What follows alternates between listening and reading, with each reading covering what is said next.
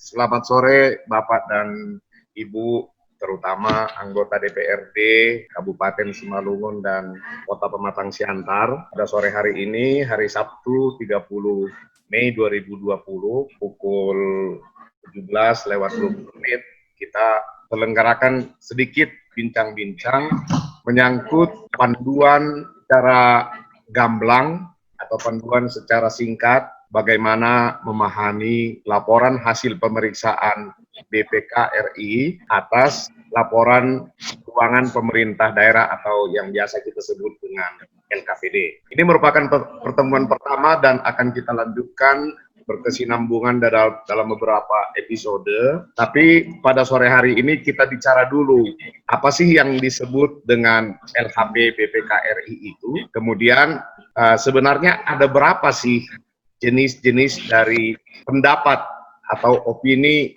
auditor dalam hal ini BPK RI atas LKPD. Kemudian apa juga arti masing-masing itu, jenis-jenis pendapat itu. Mungkin pada sore hari ini kita hadirkan seorang pakar karena beliau aktif ini memeriksa beberapa departemen atau kementerian dan lembaga, dan mungkin juga perusahaan-perusahaan swasta yang hampir 34 provinsi di Republik ini telah dijalani beliau.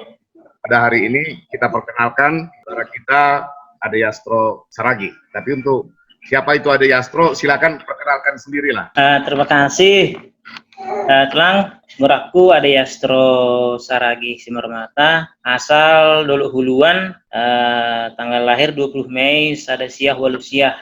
Sonarin wan tading i Bekasi, Horja i Jakarta Selatan, di salah sada kantor akuntan publik. Nah, salah sadana punya pengalaman lah di bidang audit pemerintahan kurang lebih 10 tahun lah, jalan 10 tahun.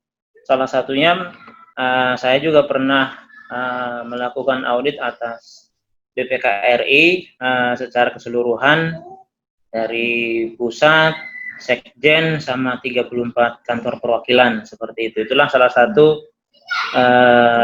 dasar diskusi yang akan kita bahas ini mengenai tentang laporan hasil pemeriksaan entitas, misalkan apakah itu kementerian atau lembaga, pemerintah pusat atau pemerintah daerah dan kota, seperti itu. Dalam prakteknya itu, laporan hasil pemeriksaan itu adalah salah satu produk yang dihasilkan oleh auditor, khususnya di bidang pemerintahan itu oleh BPK, seperti itu. Karena kalau di dalam audit perusahaan swasta namanya bukan LHP tapi LAI, laporan auditor independen, seperti yang memuat opini, walaupun opininya kurang lebih sama, mencakup poin-poin mengenai apakah suatu laporan keuangan itu disajikan secara wajar dan tidak salah saji material, begitu. Nah, kemudian LHP ini dalam kementerian atau lembaga atau pemerintahan pada khususnya itu memiliki 3 laporan, begitu Telang. Yang pertama itu laporan hasil pemeriksaan tentang kepatuhan terhadap peraturan perundang-undangan, biasanya disebut dengan LHP kepatuhan. Itu sesuai dengan buku merah BPK RI lah, buku panduannya. Terus yang kedua, laporan hasil pemeriksaan sistem pengendalian internal, itu SPI, laporan LHP SPI. Terus yang ketiga itu ada yang disebut dengan laporan manajemen letter sih biasanya. Itu surat kepada manajemen terkait dengan perbaikan-perbaikan lah yang atau temuan yang berulang dan lain sebagainya yang tidak cukup material, seperti itu. Dan ada juga salah satunya ini biasanya dilakukan audit kinerja, begitu Telang. Ada sebenarnya 4, cuman yang sering ditampilkan itu hanya 3 bagian, seperti itu. Oke. Dan satu lagi laporan keuangan itu, yang keuangan itu kan memuat laporan opini, seperti itu. Itu ada 5 sebenarnya, 5 yang menjadi produk dari suatu hasil pemeriksaan, seperti itu. Dan saya rasa juga BPK di perwakilan-perwakilan juga di tiap provinsi memiliki produk itu, seperti itu. Itu yang dihasilkan ketika entry meeting, fieldwork lapangan, dan exit meeting, dan hasilnya adalah LHP tersebut. Nah, kemudian setelah dilakukan pemeriksaan itu ada produk final sebenarnya. Yang ini yang menentukan kualitas good clean governance seperti itu, yang GVC yang biasa disebut digaung-gaungkan di pusat bahkan di daerah seperti itu. Itu ada 4 opini sebenarnya. Opini yang pertama itu namanya wajar tanpa pengecualian atau WTP, tapi sekarang sering disebut dengan wajar tanpa modifikasian. Itu yang pertama. Nah, terus yang kedua ada opini wajar dengan pengecualian atau dengan modifikasi. Kalau yang pertama tadi kalau WTP tanpa modifikasi, kalau ini misalkan ada pengecualian namanya dengan modifikasian seperti itu. Terus yang ketiga opini tidak wajar. Nah, opini tidak wajar itu dengan modifikasi, itu yang terbarunya. Opini tidak wajar. Terus yang keempat itu yang disclaimer atau harus tidak memberikan pendapat seperti itu. Dan ini biasanya yang keempat ini jarang sih sebenarnya berlaku atau diberikan oleh suatu akuntan publik atau misalkan atau akuntan publik terhadap entitas atau auditi yang diperiksanya seperti itu. Tapi pada prakteknya banyak juga kementerian atau misalkan yang Pemda atau Pemkot yang mendapat opini wajar disclaimer maksudnya, disclaimer ini seperti itu. Justru di sini kan kita ya perjelas lah, misalkan kalau opini wajar tanpa pengecualian itu apa sih yang mencakup nilai-nilai di dalamnya, kenapa bisa disebut sebagai wajar tanpa pengecualian, wajar dengan pengecualian seperti itu. Itu ada kriteria-kriterianya. Misalkan kalau opini wajar tanpa pengecualian, berarti dalam penyajian laporan keuangan itu segala misalkan auditor pemeriksa itu mempunyai keyakinan atau memperoleh assurance yang dapat meyakini lah apakah laporan tersebut secara keseluruhan telah bebas dari salah saji material, baik karena kecurangan atau kesalahan seperti itu. Itu clean lah, istilahnya 100% clear seperti itu. Nah, kesimpulan itu juga memperhitungkan apakah kecukupan bukti audit yang diperoleh telah memadai seperti itu tulang. Apakah semua ketika kita melakukan audit itu kan ada tahap perencanaan tulang. Di situ ada perencanaan, auditor itu melakukan analisa, sampling dan lain sebagainya. Nah, ketika melakukan analisa dan sampling, di situ disebutkan misalkan dari total transaksi 1 triliun, misalkan yang diambil samplingnya berapa sih gitu kan. Itu ada tekniknya tersendiri. Mungkin nanti ke depan akan kita bisa lebih spesifik. Misalkan bagaimana sih penentuan materialitas dalam pemeriksaan itu gitu kan. Nanti kita akan bahas di sesi yang lainnya seperti itu. Oke, yang kedua mungkin apa yang disebut dengan wajar dengan pengecualian atau wajar dengan modifikasian. Terus yang kedua kalau misalkan opini wajar dengan pengecualian atau dengan modifikasian itu di sini auditor menyatakan pendapat itu seperti itu jika telah memperoleh cukup bukti yang memadai sehingga auditor dapat menyimpulkan bahwa salah saji bersifat material baik untuk masing-masing salah saji maupun salah saji secara keseluruhan, tetapi tidak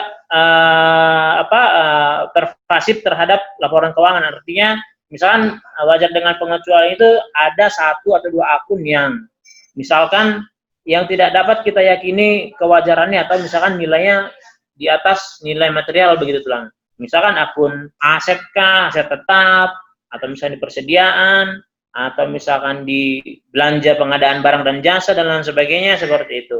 Terus auditor juga tidak mampu untuk memperoleh kecukupan bukti tulang. Jadi misalkan dari transaksi itu misalkan kita samplingnya misalkan 500 dokumen yang harus dilengkapi dengan nilai-nilai yang di atas misalkan material. Ternyata bukti-bukti yang kita peroleh itu hanya misalkan 100 dan nilainya juga yang bukti-bukti yang kita peroleh itu nilainya kecil-kecil di bawah materialitas itu seperti itu tulang. Sehingga nilai yang kita anggap itu material tidak terakomodasi dengan bukti-bukti yang kita mintakan seperti itu tulang. Dan kemungkinan juga pengaruh salah saji itu sangat besar sehingga tidak dapat dideteksi dalam laporan keuangan tulang jika ada yang bersifat material tetapi tidak pervasif kurang lebih sama dengan yang tadi seperti itu. Jadi yang ini biasanya kalau di perusahaan swasta 1 atau 2 akun yang tidak dapat kita lakukan pengujian secara memadai lah. Kita kurang mendapatkan, tidak dapat meyakini lah kewajaran atas nilai atau saldo yang disajikan di dalam laporan keuangan seperti itu. Opininya wajar dengan modifikasian pada akun apa-apa seperti itu. Itu ada penjelasannya di laporan auditor independennya seperti itu. Oke. Terus yang ketiga, opini tidak wajar, ya. Opini tidak wajar ini atau dengan modifikasi, di sini auditor harus menyatakan opini tidak wajar ketika auditor menyimpulkan bahwa salah saji yang telah memperoleh kecukupan bukti audit yang memadai tersebut bersifat material. Jadi nilainya yang kita mintakan misalnya sampling terus kita analisa ternyata nilainya di atas nilai material itu sangat mempengaruhi terhadap opini yang akan diberikan oleh auditor, begitu telang. Dan pervasif terhadap laporan keuangan, baik untuk masing-masing salah saji maupun untuk salah saji secara keseluruhan, apakah sebagian misalkan 1, 2, 3 akun ataupun secara garis besar seperti itu telang. Terus kemudian opini tidak wajar ini dinyatakan ketika pengaruh dari ketidaksepakatan begitu material dan pervasif terhadap laporan keuangan, sehingga auditor dapat menyimpulkan bahwa kualifikasi dari laporan tidak memadai. Jadi laporan keuangan itu tidak memadai untuk mengungkapkan apakah misalkan laporan keuangan itu sifatnya menyesatkan atau tidak lengkap atau tidak sesuai dengan bukti-bukti yang kita minta seperti itu dengan opini tidak wajar. Opini tidak wajar atau dengan modifikasian. Nah ini sih jarang juga sih tulang biasanya diberikan oleh auditor atau misalkan AP terhadap suatu laporan keuangan yang telah diaudit oleh auditor. Nah, terus yang ketiga, yang keempat itu, ya, napa Pak Konai, disclaimer lah. Nggo disclaimer memang parah. Ipari sampai diri lang boy yakin, ipangin juga tanah lang adong. Ya, istilahnya auditor itu tidak memiliki tingkat keyakinan yang tinggi lah untuk meyakini transaksi-transaksi nilai-nilai yang dicatat di dalam laporan keuangan itu benar apa enggak sih seperti itu.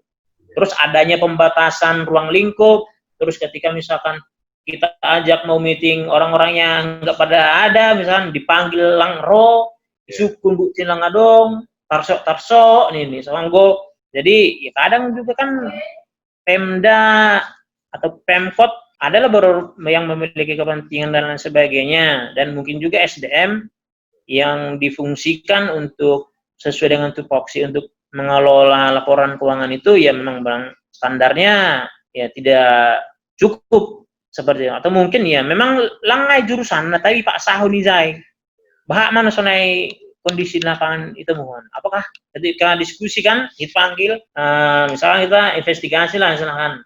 Ya. Udah selesai pemeriksaan, itu merasa lulusan apa? Sarjana pertanian. Sarjana pertanian bisa mengelola jurnal-jurnal apa enggak?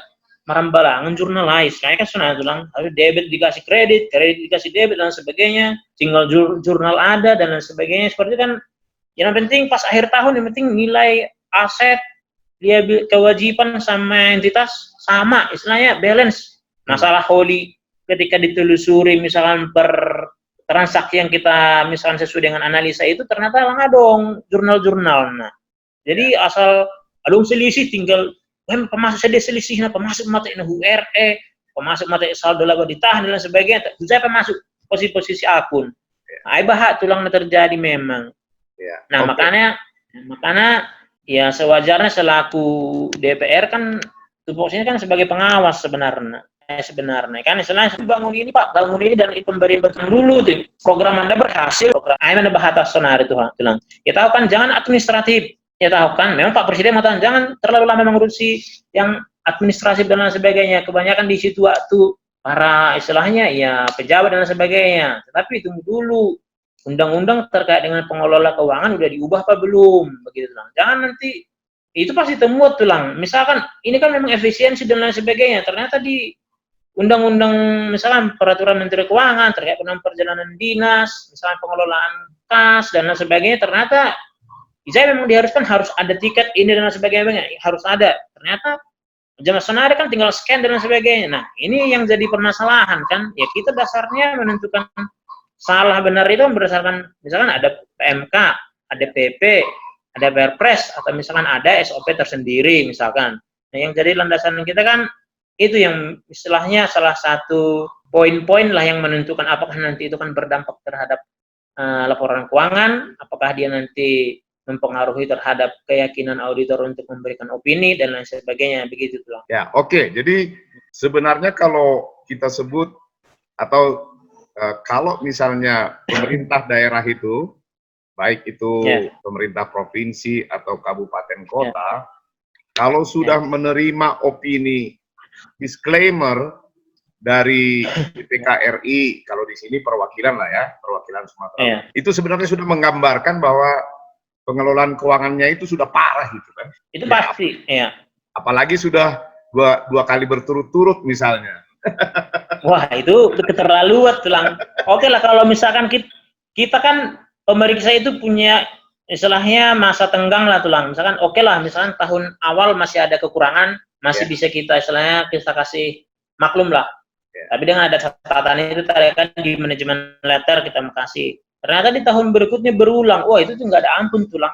Seharusnya BPK perwakilan itu 2 kali atau bahkan 3 kali hat-trick, mungkin nanti 4 kali hat-trick. Itu kan sebenarnya pertanyaan, apakah BPK RI melakukan misal pendampingan, apakah misalkan Pemkab juga melakukan kegiatan, misalkan undanglah misalkan BPK, orang BPKP dan lain sebagainya gitu kan, untuk memonitoring, terus membimbing, sehingga nanti laporan keuangannya mereka itu kan ya meningkat lah. Oke lah, belum bisa WTP, ya minimal WDP lah, naik 1 tingkat, 2 tingkat begitu. Tetapi kalau sama sekali bertahan sampai hat-trick begitu, saya sih, wah ini kurang. Kalau menurut bahasa aku tulang, wah kurang ajar, benar betul lah. Itulah, masa mengelola uang yang ada aja seperti itu, bahkan ada bimbingan, ada bimtek lah apa segala macam dilakukan, ternyata efeknya apa sih untuk misalkan perbaikan kualitas perbaikan seperti itu? Enggak dong, kan berarti buat apa gitu? Ya, oke. Yang berikut begini, kalau tadi disclaimer atau sudah ranking keempat itu di bawah tidak wajar kan? Iya. Artinya kan si auditor sendiri sebenarnya sudah menyangkal untuk memberi pendapat, kan itu sebenarnya disclaimer. Iya. Jadi dia no comment mau, kira-kira begitulah bahasa populer. Benar, iya. Ini ya karena sedemikian parahnya, kalian pun diajak untuk rapat nggak pada datang. Kalaupun datang ditanya, wah ini saya nggak ngerti karena mungkin saya baru di posisi ini, sebelumnya di sini, jadi saya itu kebiasaan bahkan alasan tulang. Kemudian mana datanya nggak tahu, dulu kami kantor kami pindah kan begitu. Betul, udah pindah dan sebagainya. Nggak tahu di mana dokumennya, di karung yang mana pun kami nggak tahu. Itu kan suatu kondisi yang sangat parah kan begitu. Tapi yang sering justru begini, ini tidak hanya anggota DPRD sebagai pengawas di sini, tapi masyarakat umum juga sering salah memahami kalau misalnya satu daerah diganjar opini wajar tanpa pengecualian atau wajar tanpa modifikasian, kan itulah kualitas tertinggi dari laporan pemerintah daerah itu. Tapi dianggap kalau itu sudah WTP pasti tidak ada korupsi. Ini sering salah pengertian nih. Jadi kalau gitu ngapain kalian auditor itu bilang kami WTP kalau kalian pun tidak bisa bahwa ada korupsi misalnya. Ini kenapa ini bisa terjadi coba? Jadi begitu menarik tulang, memang inilah memang sebenarnya informasi atau pemahaman yang belum tersampaikan secara luas kepada masyarakat awam pada umumnya begitu tulang.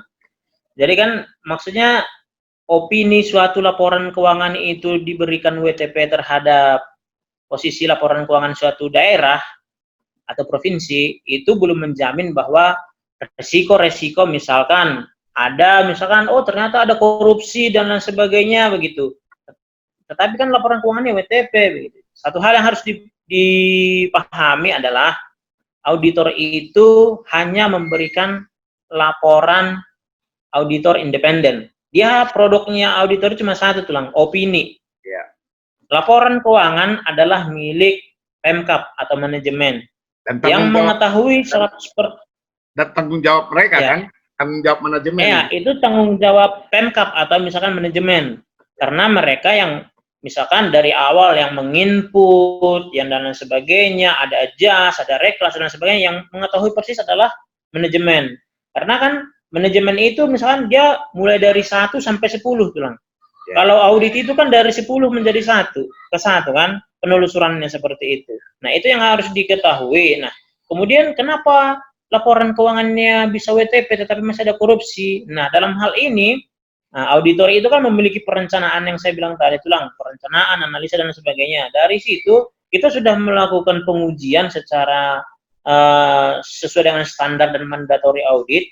Itu tidak kita temukan hal-hal yang misalkan mempengaruhi, misalkan buktinya tidak mencukupi, saldonya nilainya di bawah materialitas dan lain sebagainya tulang. Itu yang mempengaruhi opini. Ketika kita melakukan pemeriksaan itu semua ada dan lengkap, dan kita sudah melakukan pengujian secara mandatory audit tadi. Nah, ketika kalau misalkan di kemudian hari ternyata ada korupsi, nah itu harus dilakukan audit secara khusus, audit khusus atau audit dengan tujuan tertentu, begitu tulang. Nah, itu yang harus dipahami masyarakat pada umumnya. Bukan misalkan kondisi laporan keuangan itu WTP, masih ada korupsi. Bagaimana kalau misalkan tidak memberikan pendapat, makin banyak korupsi, itu pasti tulang. Seperti itu. Jadi pemahamannya itu, auditor itu produknya hanya satu, opini. Auditor memberikan opini untuk menguji apakah laporan keuangan itu telah disajikan secara lengkap, memadai, bebas salah dari material, resikonya kecil, terus kecukupan bukti bisa kita lihat dan pertanggungjawabkan. Sebatas itu dan prosedur-prosedur alternatif yang dilakukan, auditor dapat diyakini atau kita misalnya pemeriksa yakin atas nilai-nilai itu. Saya kira laporan keuangan itu sah, wajar tanpa pengecualian, walaupun di kemudian hari ada korupsi dan lain sebagainya seperti itu. Ya. Begitu tulang. Oke, jadi untuk kali ini mungkin itu dulu pembahasan kita. Nanti harus kita bikin tahapan-tahapannya, dan kita kan berencana menerbitkan buku panduan mudah lah kita bilang, atau panduan singkat bagaimana memahami laporan hasil pemeriksaan BPK RI terhadap laporan keuangan